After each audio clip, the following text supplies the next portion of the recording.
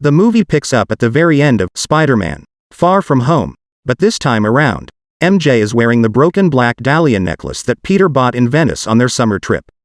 This is less of an Easter egg and more of a consistency detail, in which the original moment from Far From Home doesn't exactly align with the continuation scene in No Way Home. There's a billboard for Rogers, the musical, the fictional Broadway show seen on the Disney Plus series, Hawkeye, in Times Square. You can see the billboard at the start of the movie when Peter swings away with MJ to avoid the media circus that erupts when everyone learns he's Spider-Man. The musical was featured more prominently on episode 1 of Hawkeye. On the show, Clint Barton, Hawkeye, went to see the musical with his kids around the holidays. One of the musical numbers is inspired by the 2012 Battle of New York and shows actors pretending to be the Avengers as they dance and sing on stage. The inclusion of the ad in No Way Home, and the fact that the movie concludes around Christmas time in New York City, confirms that the film takes place during a similar time frame as Hawkeye. Peter puts on his "I Survived My Trip to NYC" t-shirt that he wore in Homecoming. These pictures are shows how Peter growing.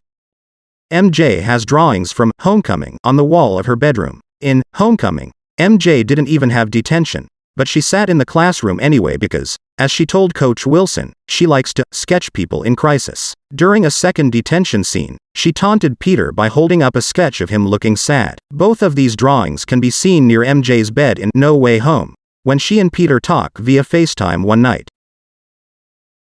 Peter and MJ are swinging through New York City. You can spot another billboard says, "Electrify Your Journey," which is clearly foreshadowing the appearance of Electro. After they are briefly stop on top of the Queensboro Bridge after his identity is revealed, and in Spider-Man, Green Goblin notoriously dropped MJ from this exact bridge. When Peter, MJ, and Ned are hanging on the roof between classes, you can spot some graffiti reading, "Ditko," on the wall behind them. This is a nod to Steve Ditko, a comic book artist who co-created Spider-Man. Also, we can see Ditko reference on the feast truck. When Peter is walking down the highway to try and catch up to the MIT Vice Chancellor, you can see the license plate on her car reads 63ASM3, which is a nod to the Amazing Spider-Man issue number 3, which was released in 1963. That comic features the first appearance of Doc Ock, who, of course, Peter encounters for the first time in No Way Home moments later. Hello, Peter. And speaking of license plates, the taxi behind the Vice Chancellor's car has a license plate that reads 1228, which is a nod to Stan Lee's birthday, December 28th. When Peter goes out to find Electro and Sandman, he's wearing a black and gold Spider-Man suit, which is his suit turned inside out. This was previously referenced in Spider-Man: Homecoming when Peter removed Tony's tracking chip. In the movie, we see that Aunt May works at Feast, which is a homeless shelter taken directly from the Marvel's Spider-Man video games. In the games, Miles Morales also volunteers there. When Peter is trying to steal the rogue spell from Doctor Strange, he briefly wears Doctor Strange's cape, which not only happened in What If, Episode 5, but in the comics as well. At the same time, Doctor Strange walks past a newsstand where you can see Liz Toombs, Peter's girlfriend from Spider-Man: Homecoming, on the cover of People magazine with the quote. In this scene you can see some cool moves of Spidey.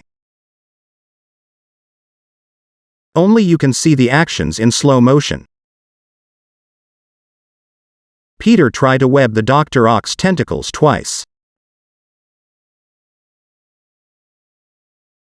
This indicate how fast is Spider-Man. While fighting Doc Ock, Spidey does a backflip kick off the villain, similar to a move that Maguire's Spidey did in Spider-Man 2. Doc Ock wraps his mechanical arm around Spider-Man's head, just as he did in Raimi's Spider-Man 2.